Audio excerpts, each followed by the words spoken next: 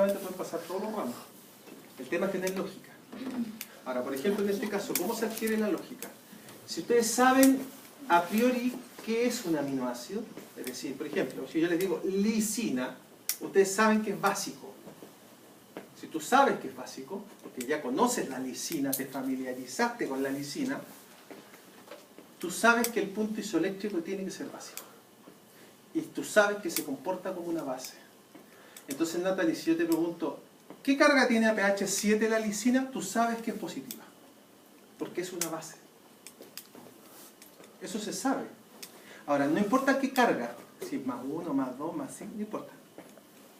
Eso es lógica. Pero vuelvo a insistir, la lógica viene acompañada de un concepto. No es aleatoria.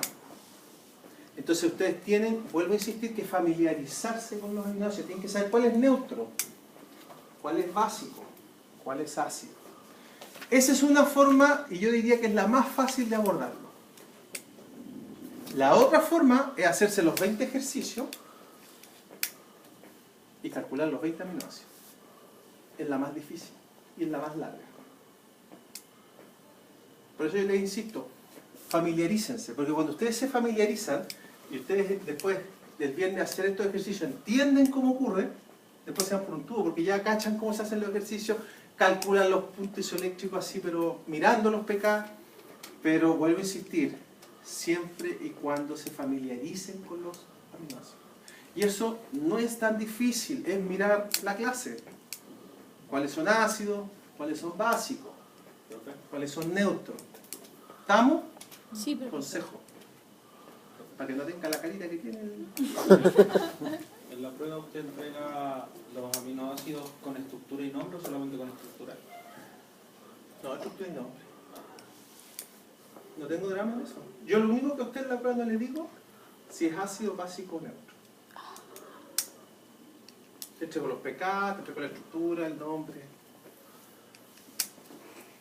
Ahora, en algunos ejercicios yo les puedo decir que es ácido o básico. Porque ahí les voy a preguntar una aplicación directa y no quiero que se calienten la cabeza pensando si es ácido o básico. Por ejemplo. ¿Ya?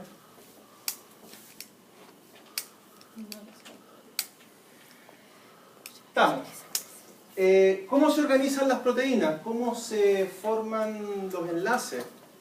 Bueno, esto viene de este proceso que se llama biosíntesis de proteínas. Ustedes probablemente si lo vieron como... ¿Cómo lo vieron? ¿Cómo se llama el proceso de síntesis de proteínas? ¿Se acuerdan que en biología ustedes vieron? ARN mensajero. El DNA cuando se duplica se llama replicación. Cuando el DNA se transforma a RNA se llama transcripción. ¿Y esto se llama? Traducción. Traducción. ¿Y por qué se llama traducción? Porque los Escribe codas. la raíz ADN. ¿Pero qué entienden ustedes por traducción? Por ejemplo, si yo dijera aquí traducción, ¿qué se te viene a la mente? Traducir un idioma. ¿No es cierto? Convertir Por algo en ejemplo, otra cosa. ¿están grabando? Sí. Si yo le hago así, ¿eso se puede traducir? Sí. ¿No es cierto? Joder. También se Joder, traduce. Eso es una traducción. Usted tiene un signo y lo llevan a un concepto. La forma más básica de traducción es cuando ustedes tienen un idioma, el inglés al español, el español al inglés, lo que sea. ¿Por qué se llama traducción esto? Porque si ustedes se fijan, lo que están hablando ahí son dos idiomas distintos. Por un lado, los nucleótidos, ¿cuántas letras tienen? 4. No, 4. Adenina, guanina, Citosina adenina, guanina, citosina. y timina. En el DNA, timina, después uracilo. Ahí son 4 letras. Sí. Químicamente, si ustedes miran las estructuras, son nucleótidos. Eso se traduce en otro idioma de 20 letras, que son los aminoácidos. Que estructuralmente son aminoácidos, o sea, son peras con manzanas.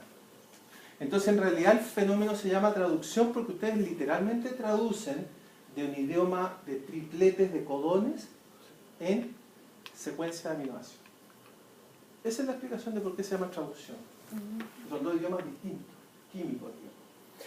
Entonces, si ustedes siguen el proceso de síntesis de proteína, el primer aminoácido que llega al sitio P de péptido es la formilmetonina. Siempre el primero. En el 99,999, prácticamente el 100%, en realidad el 100%, siempre la formilmetonina después la sacan. Porque ustedes tienen que pensar siempre algo. Esto es como cuando uno sale con la polola o con la señora. No pretendan que cuando salga de la ducha está lista para irse. Eso viene el fenómeno post-ducha. Que se pone, si me queda mejor esto, si lo otro, me pinto, me peino, las pestañas, el zapato. Cuando una proteína se sintetiza, no está lista para salir. Viene lo que se llaman los fenómenos post-traduccionales. O sea, hay que pegarle la manito de gato. Dentro de la manito de gato está sacar la formilmetonina. Sacar la formilmetonina, glicosidarla, meter otras cosas, etc. Un montón de cosas. Fíjense que el segundo aminoácido entra después de la formilmetonina. Ahora, técnicamente, este corresponde al primero. ¿Ya? Pero esto es muy importante. Miren lo siguiente. Esto se lo voy a explicar porque no quiero que se confundan. Ese es el grupo formil. Al lado del formil, ¿quién está? La amina. Ese es el grupo amino de la metionina. Por lo tanto, si ustedes se fijan, si este es el primer aminoácido, esto no es un carboxilo, este es el formil. ¿Quién es el primero que queda? La amina.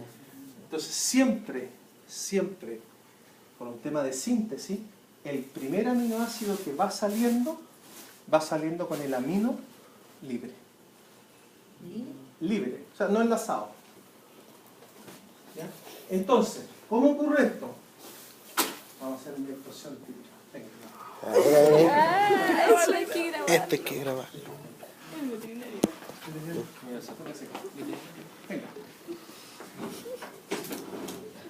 Ay, ¿por qué ponen esa cara? póngase acá. Ya, pero pongan cara alegre. No, pero no está. Ay, sí. Ya que está ahí medio aburrido, está acá. Este es el aminoácido más grande. Ya. Ahí tienen 3 aminoácidos. ¿Estamos? Vamos a hacer como técnicamente se hace.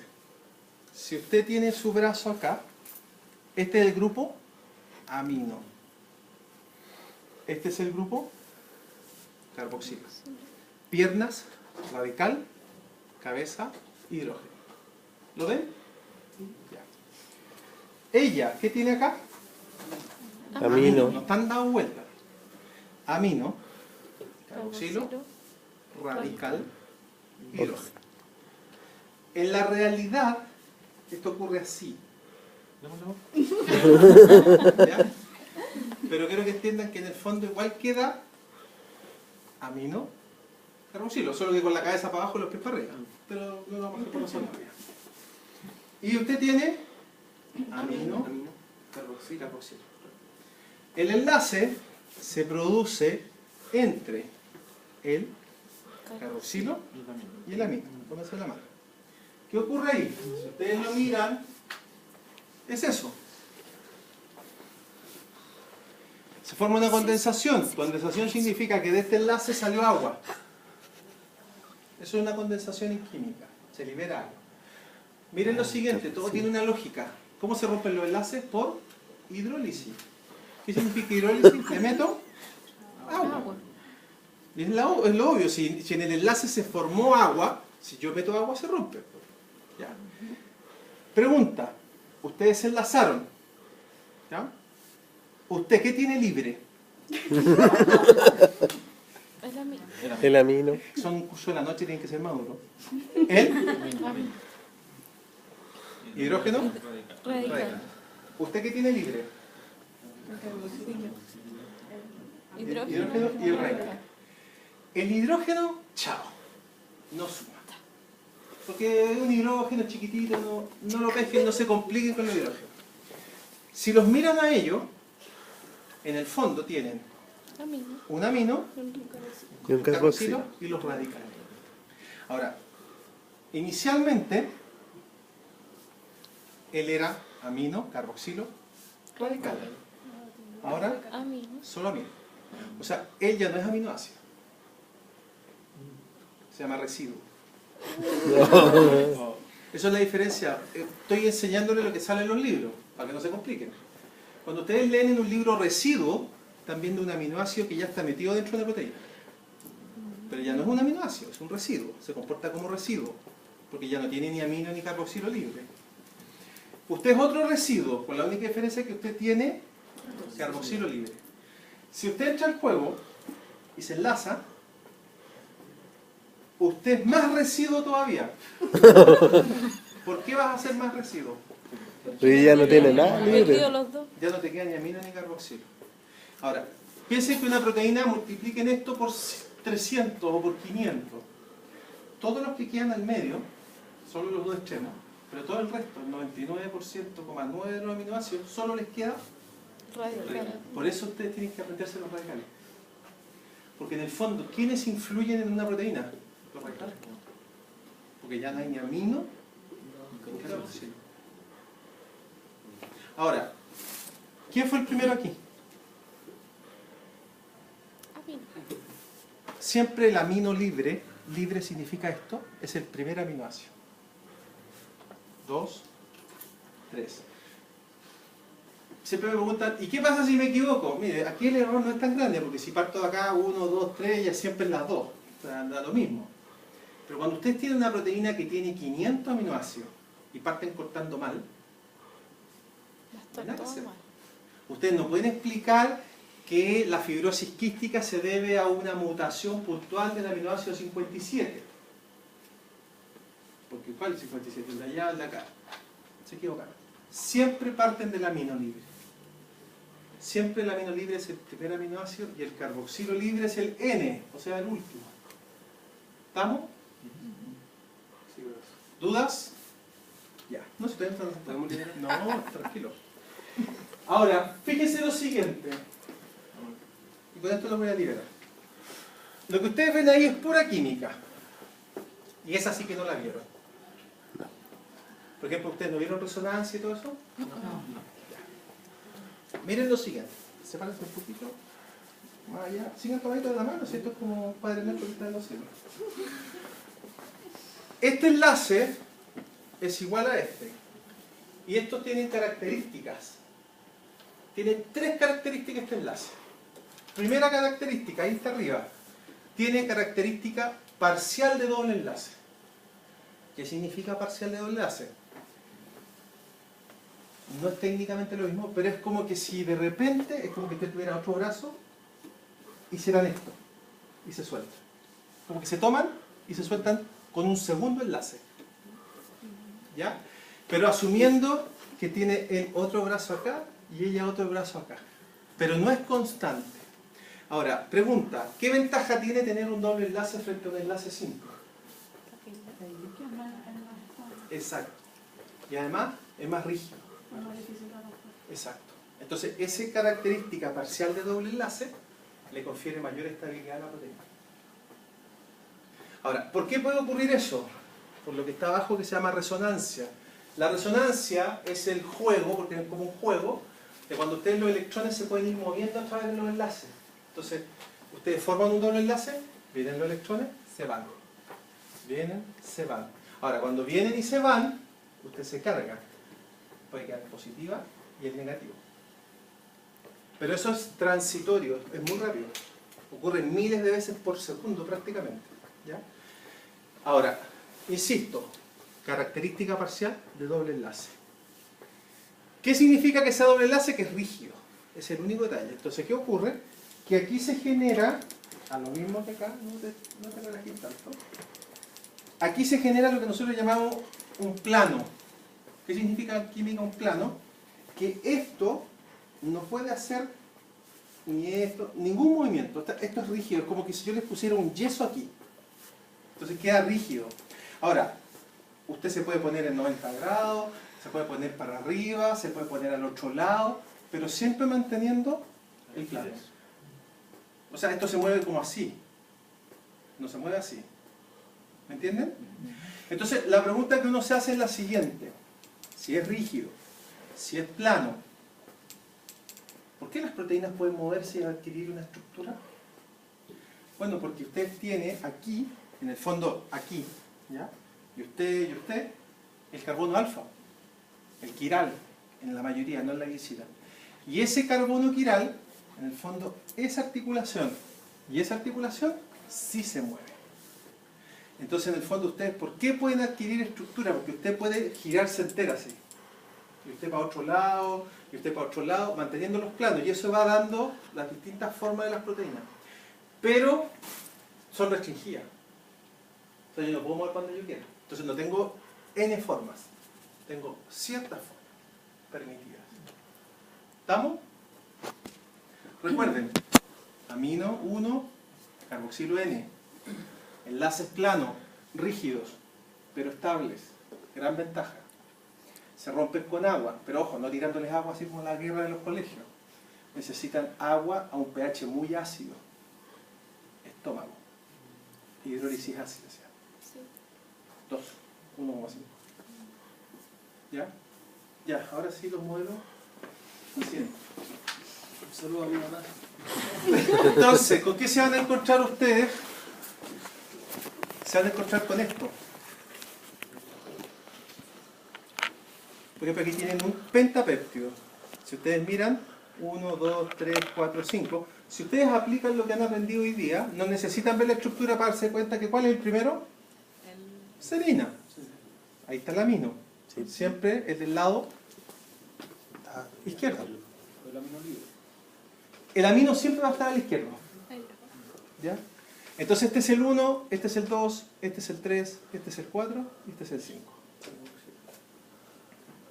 Ahora, por ejemplo, pregunta de prueba. Yo nunca miento. Nunca miento, así que si lo digo es porque generalmente se pregunta. Yo pongo este péptido y yo en la prueba les pregunto, por ejemplo, ¿ese péptido es ácido, es básico, es neutro, es polar o es apolar? Con alternativa. Entonces, ¿cómo un estudiante sabe eso? Entonces, ¿qué me pasa cuando corrijo las pruebas con los estudiantes? No, que estaba muy difícil. Entonces yo les digo, bueno, pero si tú ni siquiera conocís los aminoácidos, no te familiarizaste, con prueba vaya a ver si es ácido o es básico. Entonces, si yo me familiarizo, ¿qué digo? Serina, polar. Glicina, apolar. Tirosina, polar. Y le puedo poner un pequeño apellido, polar, ácido. Alanina, apolar. Leucina, apolar. Si lo miran, ese aminoácido, ese péptido tiene 1, 2, 3, 4 aminoácidos o residuos neutros, que no son ni ácidos ni básicos. Y uno que es levemente ácido. ¿Quién manda? El ácido. El levemente ácido. Por lo tanto, ese péptido va a ser levemente ácido. Ahora, ¿cómo lo supe yo? Vuelvo a insistir, porque, bueno, en mi caso es más que familia, pero ustedes, si no se familiarizan con los aminoácidos, no van a tener esa capacidad. Tienen que familiarizarse, tienen que tener, y vuelvo a insistir, no es tan difícil familiarizarse porque es cosa de estudiarlos nomás. ¿Ya? Si ustedes miran ese péptido que está acá, la misma historia. Yo les podría preguntar, por ejemplo, ácido básico o neutro. Nuevamente, glutamato, ácido. Miren la carga del R, negativa. Esto está dibujado pH 7,4, entonces si el negativo es ácido. Glicina, neutro. Alanina, neutro. Lisina, básico. Un ácido con un básico, ¿qué les pasa entre ellos? Neutro. Neutraliza. Por lo tanto, ese péptido es Neutro. Neutro.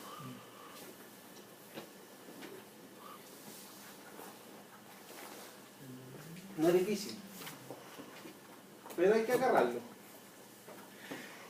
Ya, ahora, existe una nomenclatura, desde el punto de vista bioquímico, biológico, médico, farmacológico, microbiológico, o sea, todas las áreas prácticamente, que habla de péptidos y proteínas, a grandes rasgos. Péptidos generalmente se entiende por una, voy a decirlo mal, para que lo entendamos, el péptido es una proteína chica. Generalmente, hay gente que dice menos de 100 aminoácidos, nosotros en general hablamos de menos de 50. O sea, cualquier macromolécula que tenga menos de 50 aminoácidos se le llama péptido. Cualquier macromolécula que tenga más de 50 a cualquier número para arriba es una proteína. Ahora, ojo, no quiere decir que el péptido no sirva para nada. Hay 4 o 5 ejemplos de péptidos con función importante y que son chiquititos. Por ejemplo, insulina y glucagón la conocen. Hormonas metabólicas. Son péptidos. La insulina está en el límite de 50 o 51 aminoácidos. La gramicidina S es un antibiótico. Si no me equivoco son 6 o 7 por ahí. Veneno generalmente asociado a algunas serpientes, la amenitina. También es un péptido, no recuerdo cuántos tiene. Encefalinas. Por ejemplo, el glutatión. ¿Conocen el glutatión? No. ¿No?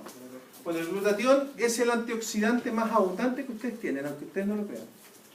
Lejos, el antioxidante natural, biológico, sintetizado por nosotros, más abundante es el glutatión. Está prácticamente en todas las células, es un antioxidante súper potente y es un tripéptido. O sea, tiene 1, 2, 3 aminoácidos. Y actúa como antioxidante porque la cisteína que está en el medio ahí, ese SH, capta los electrones desapareados de los radicales libres y se enlaza con otra cisteína. Entonces ella atrapa el radical libre en términos prácticos. Este más que un antioxidante es un atrapador de radicales, en realidad. ¿Ya? Entonces, son todos péptidos y son súper útiles. ¿Ya? Por si acaso. Sobre todo el veneno. Claro. ¿Dudas hasta acá? Profe, ¿y eso de dónde se encuentra en la naturaleza? ¿Qué cosa? Esa... ¿El glutatión? El glutatión está en todas tus células, ni siquiera en la naturaleza. Está en todos lados. ¿No lo puedo obtener? Sí, tú lo puedes consumir, las plantas, un montón de... O sea, debe ser, yo creo, el antioxidante, el más abundante que existe en la naturaleza, probablemente.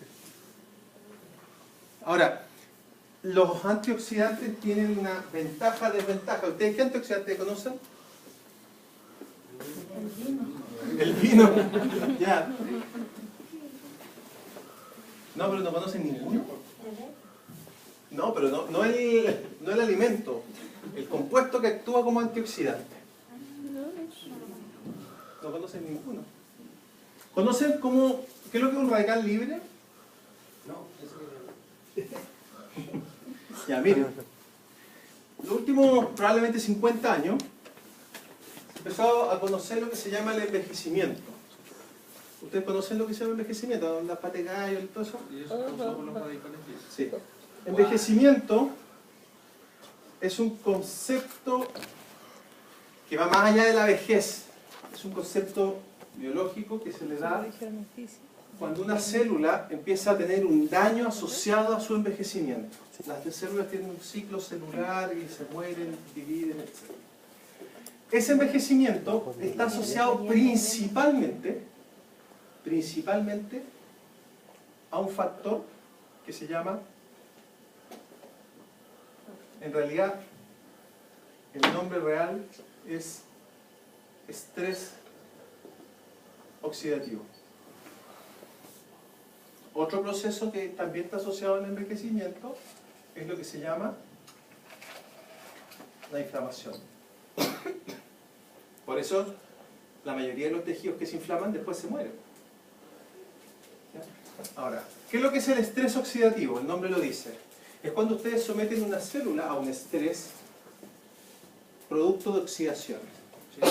En términos muy prácticos, hay moléculas que reaccionan ahí en el medio que oxidan a medio mundo. En general sí, pero no el oxígeno como tal. Entonces aquí aparecen lo que se llaman los ROS, que son las especies reactivas de oxígeno, donde el ejemplo más grande es el peróxido o el agua oxigenada. Reactivas de oxígeno. ¿Qué ocurre con ella? El peróxido nosotros lo sintetizamos en forma normal. Es normal que esté en las células, pero es malo. Entonces la pregunta que uno se hace es, ¿cómo me saco el peróxido del medio? Bueno, el peróxido, hay una forma, y es que ustedes transformen el peróxido en agua más oxígeno.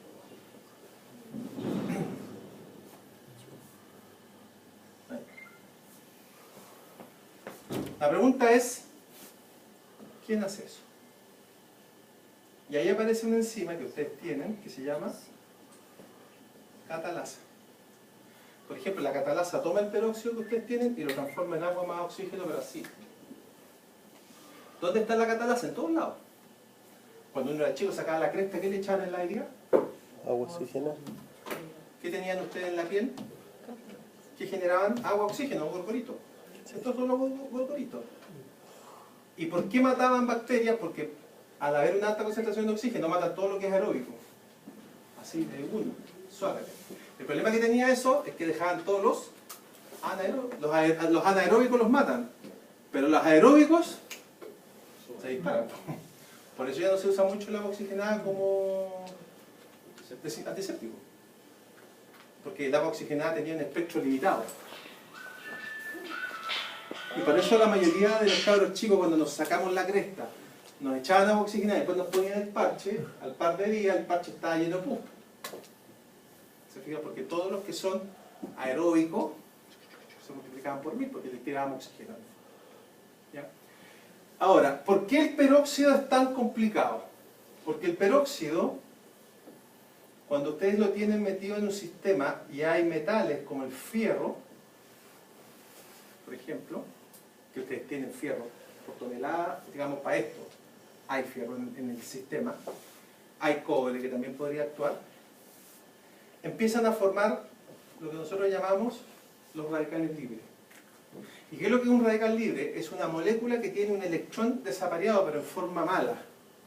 No es un anión. Y el problema que tiene este compadre, que este compadre literalmente es un asesino en serie. ¿Por qué? Porque él es tan inestable que lo único que anda buscando es otro electrón para aparearlo. ¿Dónde está el detalle? Que él no le va a preguntar, ¿me quieres entregar un electrón? Se lo va a quitar. Y si ustedes se dan cuenta y ven dentro de una célula, ¿qué es lo más abundante que hay dentro de una célula? Proteína. O sea, le va a quitar el electrón a una proteína. ¿A quién más le puede quitar el electrón? A una membrana, a un núcleo, a un fosfolípido. ¿A quién más le puede quitar el electrón? Al DNA. ¿Y dónde está el problema? Que si ustedes ven una proteína, por darles un ejemplo, y la hacen reaccionar con un radical libre, ¿qué va a ocurrir ahí?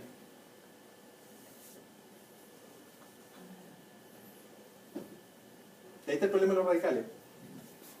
Si yo tengo una proteína, cualquiera, el radical libre va a quedar feliz de la vida, estable, fumándose un cigarrito, pero la proteína se va a transformar en radical. ¿Esta proteína con quién se va a encontrar? Con otra proteína. ¿Con otra? Y se va a transformar nuevamente en... Y si ustedes lo miran, esto va a ser una cadena. Y cuando ustedes empiezan a generar muchas proteínas radicales, empiezan a reaccionar entre ellas y se empiezan a entrecruzar. Ese es el fenómeno de las cataratas. Por ejemplo, las cataratas de los viejitos son proteínas entrecruzadas radicalarias de daño eterno. Por eso hoy día los viejitos tienen todos cataratas, porque todos se mueren a los 90. ¿No? Y 20 años atrás todos los viejos se morían a los 60. No alcanzaban a tener cataratas. ¿Se fijan? Ahora, volviendo a esto. ¿Qué hace un antioxidante? El antioxidante, vamos a verlo así, él como que él se inmola. Pero hay un problema con los antioxidantes. Por ejemplo, el antioxidante que yo les preguntaba, que yo pensé que lo conocían,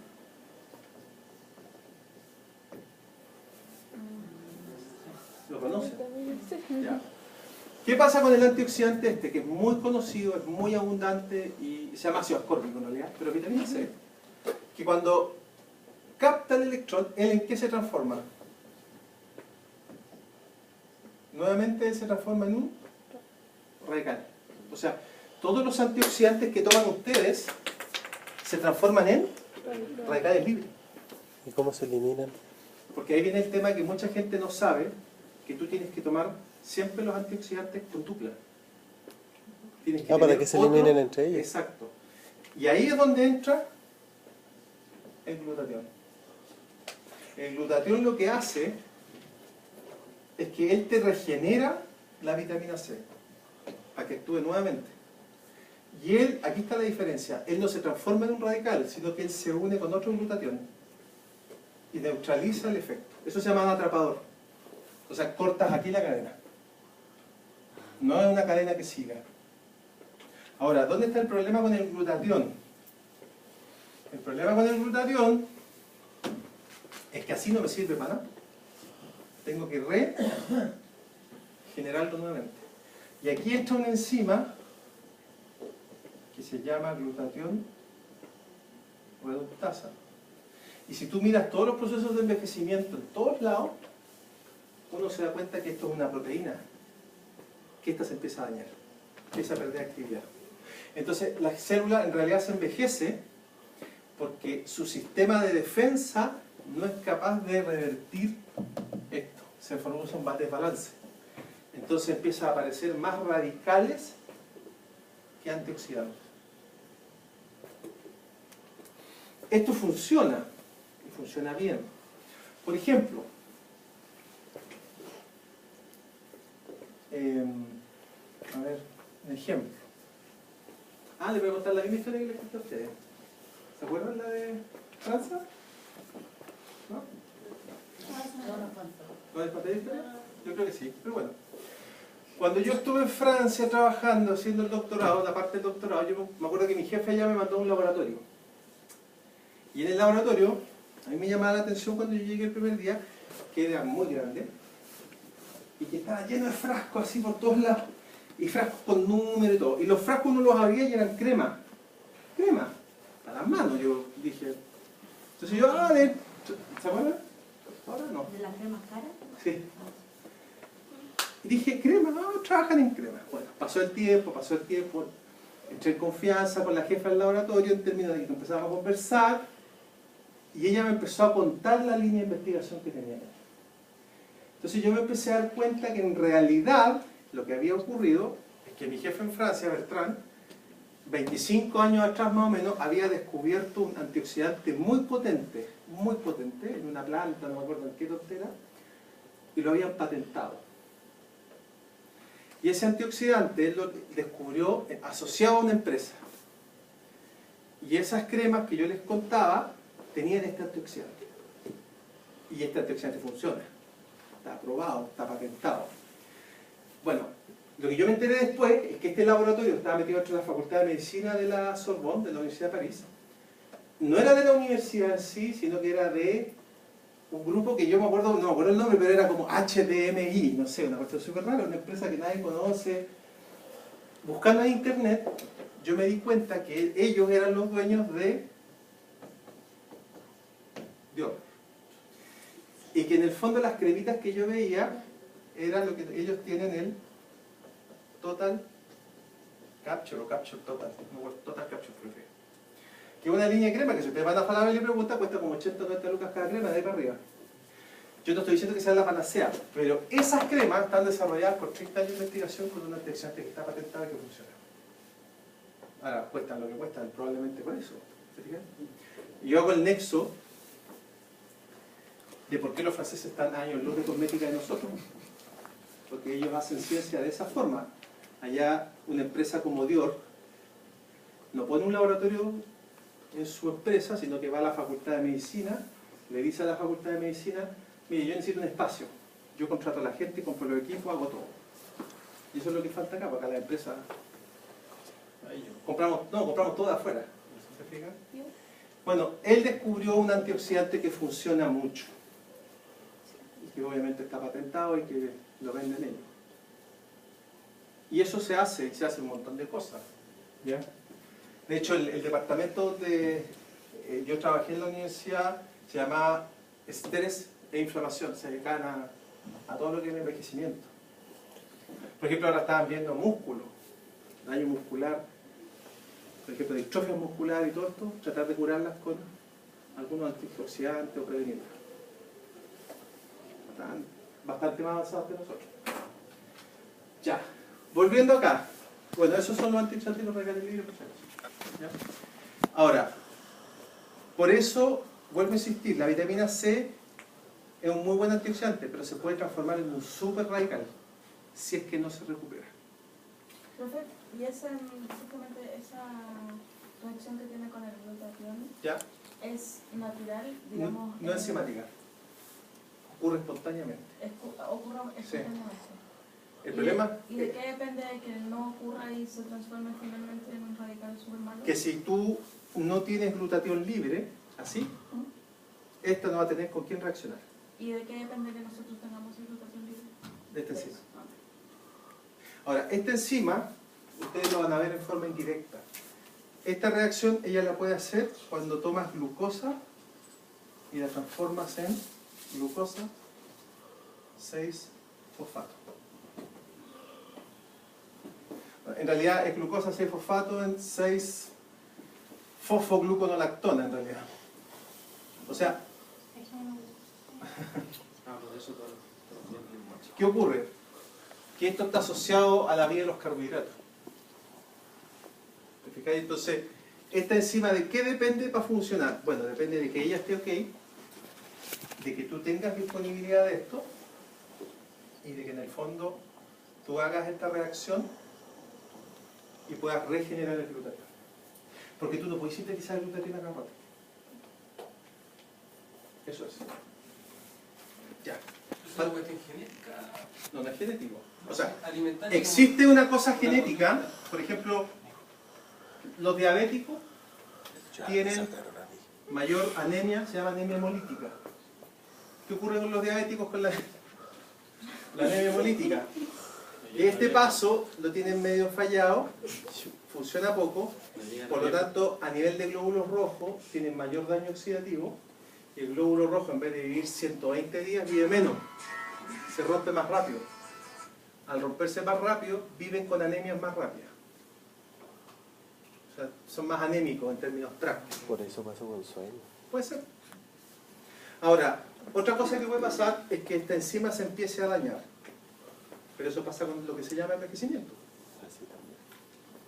Daño, exposición a la luz, cáncer, todo eso. Alimentación, ¿no? Sí, pues influye. Pues. O sea, ¿dónde está la vitamina C? No, no está en los alimentos. En la fruta. Pero en ciertos tipos de fruta. Cítrico, claro. Es que ese es el tema, porque hay gente que no come fruta. Limón. ¿Te fijáis? Pero si la O sea, venden en toda la fruta puede tener vitamina C, pero realmente las que tienen son los cítricos. Ahora, la pregunta es, si tú le das fruta a una persona, no le das vitamina C, porque si la vitamina C no está en la carne. Pues. Pero ¿y las pastillas que venden? Sí, de acuerdo. Esas son pero- concentraciones de ácido ascórbico, ¿no? O sea, partamos de la base que si una persona tiene una dieta balanceada no tiene que andar tomando pastillas. Esa es la idea. Ahora, si tú me decís, no, mira, es que yo tengo una pastilla, me tomo una pastilla para cada cosa, claro, puede funcionar, sí, sin duda. Pero claramente es mejor tomarse un jugo de naranja natural que una pastilla, en términos prácticos. Ya. Para terminar hoy día, porque voy a quedar acá, por eso me hice un poquito más largo, voy a dejarla el enunciado de proteína.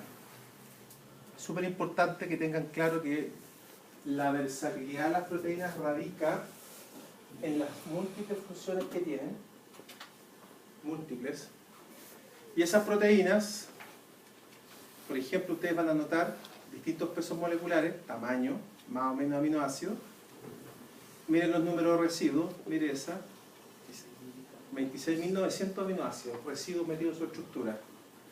Cadenas polipeptídicas, hay de todos los gustos, hay proteínas que tienen 12 cadenas, una cadena.